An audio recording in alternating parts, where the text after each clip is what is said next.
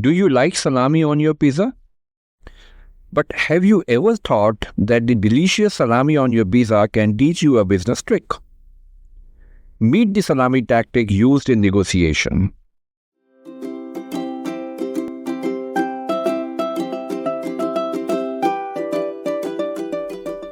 Welcome to your channel, The Art of Negotiation.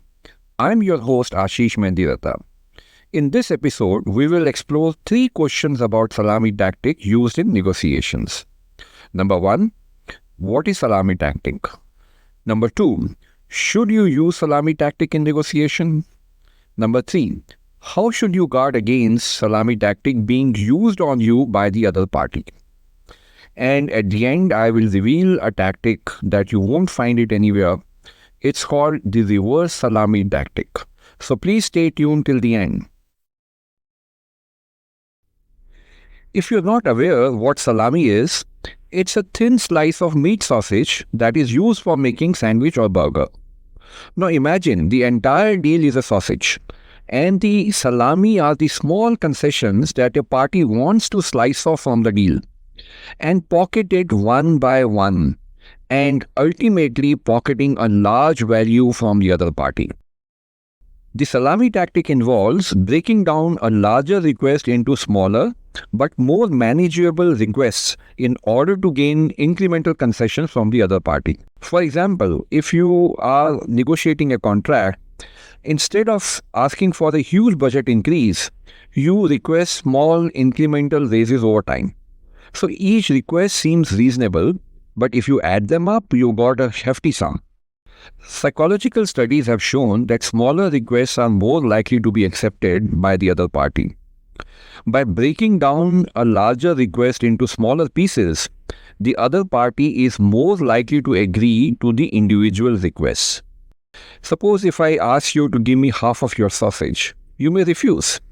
But if I keep asking for salami one at a time, you may not mind before you realize that half of your sausage is gone. Let's see another example of a buyer who goes to a showroom to buy a car. The salesman offers a discount of 5%, which the buyer happily agrees to. The salesman gets excited with the potential sales, but then the buyer makes a request for a few accessories free of cost. The salesman may think that the deal is almost done and he doesn't mind shelling out a few thousand rupees more. And then the buyer asks about the extended warranty and shows as if it was supposed to be part of the deal. The buyer gives examples of other competitors who are offering the same. The salesman doesn't want to let go the deal and thinks, okay, that's another couple of thousand of rupees, and he agrees to it as well. Finally, the buyer makes a request to check the music system, which he finds is not available in that model of car. He shows his annoyance and demands to be installed free of cost. By now, the salesman is psychologically committed to make this deal happen, and he agrees reluctantly after making few attempts to convince the buyer.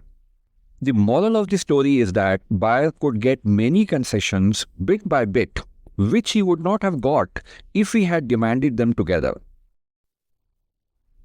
Should you be using salami tactic in negotiation?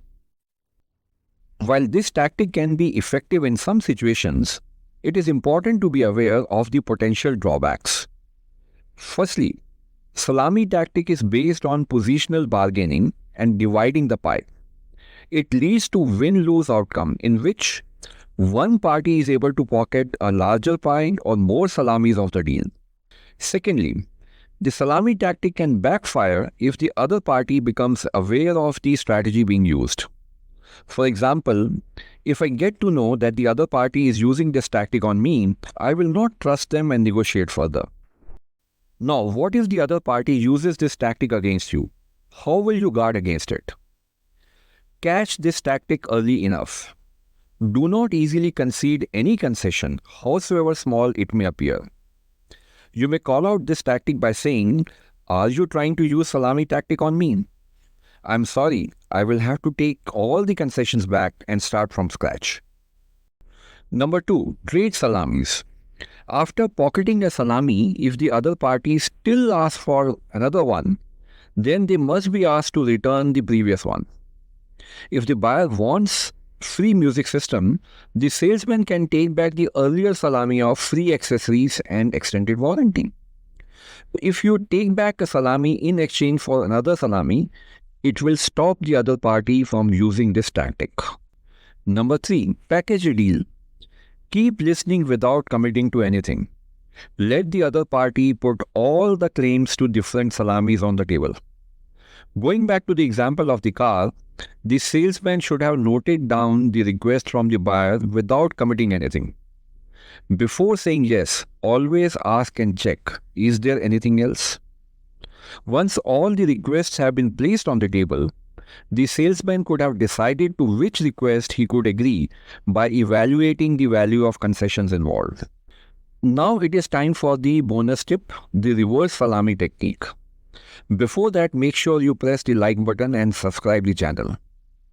In this technique, you offer the salamis instead of other party requesting it. You provide various options and ask them to pick the one that makes the best sense for them. By doing this, you are limiting how many and which slices they can take away. In the car's example, as soon as the buyer agrees to the initial discount, the salesman should propose a comprehensive package. Like, I'm glad you are happy with the discount. For a limited time, I can also include either a set of accessories or extended warranty at no additional cost. And this is our best offer today. You may also offer a surprise salami that a buyer may not be expecting. For example, a silver coin or a holiday package.